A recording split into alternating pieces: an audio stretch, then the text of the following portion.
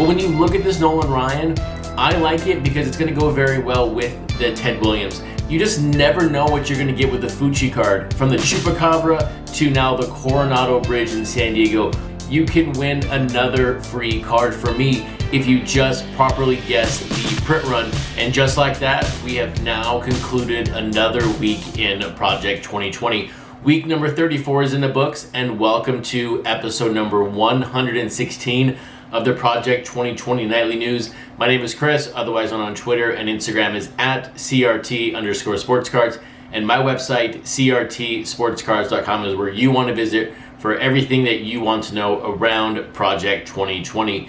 And even this late into the game, after the end of week number 34, I am still really amazed that when we get to a Friday evening, and this has happened a lot here recently over the past few months, of not having the print runs from the Wednesday cards posted on Friday like they do on Wednesday and Thursday for the first 4 cards of the week. So as of right now, there is not a winner in the contest from the grotesque Ken Griffey Jr. and the Ted Williams Mr. Cartoon. So hopefully we'll see them tomorrow morning, and I'll update the video comments tomorrow morning. If not, you'll have to wait till Monday, because Topps right now loves to release 6 print runs on Monday morning. But not getting the print runs until Monday is just a small blemish on the week, because I got one final thought on the artist prints. And look, I'm not going to beat a dead horse. You know my thoughts around these prints and how Topps has handled it. And if you've not checked out my videos in the past couple days, please go back and watch them. But here is the question that we as consumers of Project 2020 need to be asking of Topps, and one question they owe us an answer to, but I'm afraid we're not going to get the answer. What are they going to do with the copies that do not sell? The great thing here is people who are buying these prints are already receiving them at their house. That is fantastic, and you can tell by the publicity of the artists this past week, all of them have already signed them and put them out. If after 6 days or 7 days of being on sale, someone only sells 20 of the 99, what happens to the other ones? Are they then sent back to the artist? Does Topps maybe try to sell them in the future? One thing that I've really respected Blake Jameson on since the beginning of this project is he has said, I will never discount my work because I don't want to cheapen the product. And I'm paraphrasing what he said, but I think he's absolutely correct. And I think Topps discounting these in the future would be a massive misstep. So the question is, where are these going to go? Are they going to be up for sale forever in the near future, or are they just going to get returned?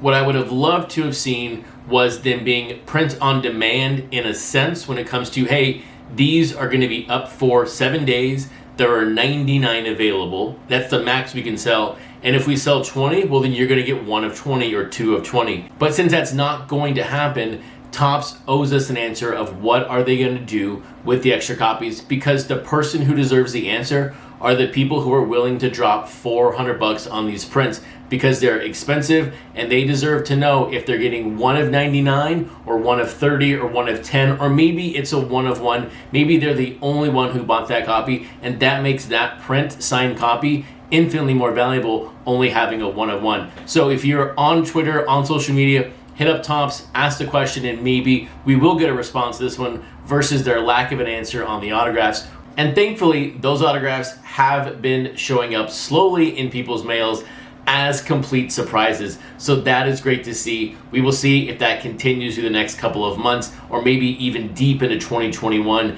how fast we see these autographs, because the Derek Jeter Ben Baller has still not shown up on social media outside of the photo that Ben Baller showed. So stay tuned to see how that transpires.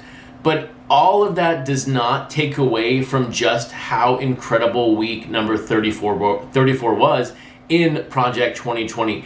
And on Friday, we get, in my opinion, some of the best work from Andrew Thiel and Tyson Beck in this entire project.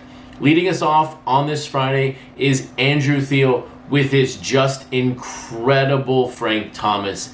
And what have I always said about Andrew Thiel? His cards deserve to be prints, especially that last Jackie Robinson.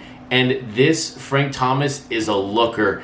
This card, of course, has his name, and it's appropriate. You know, I've been a big fan of the artists who do not put the name on the card. And to be frank here, this card, there is nothing that I can look at or point out that should be changed or something that I disagree with. But I'm curious though, if you're an Andrew Thiel fan or if you're a Frank Thomas collector of Project 2020, what are your thoughts of this card? Is this his best work in Project 2020? His last Jackie was great, but this one is potentially greater. But I want to know, if you're a fan of Thiel, what are your thoughts on this card?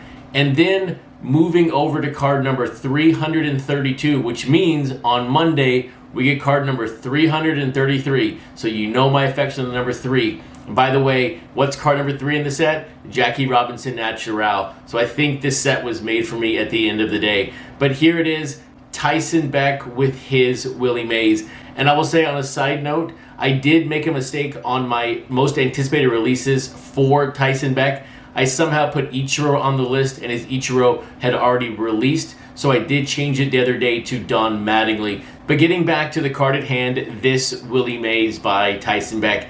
And what has been maybe the biggest critique of Beck's cards overall, sometimes people have been saying over and over and over again that the backgrounds of the cards have been a little busy and a little bit too distracting for the player image that he uses for the card or the design overall. But this Willie Mays, the top background and the bottom of the background, the 50-50 split, works very well together. I think the contrast is fantastic, and it really makes Willie Mays stand out. So when you see this card, you do not see the background, you see Willie Mays, and that is key.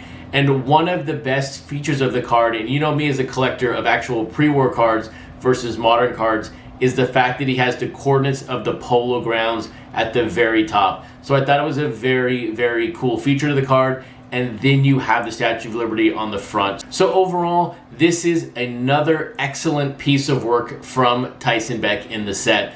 But I'm curious, here again, just like with Andrew Thiel, if you're a Beck collector, is this one of his best works in the set?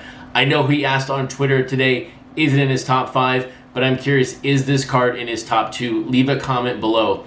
With that, have a fantastic weekend, and I'll see you back on Monday for episode number 117 of the Project 2020 show and week number 35.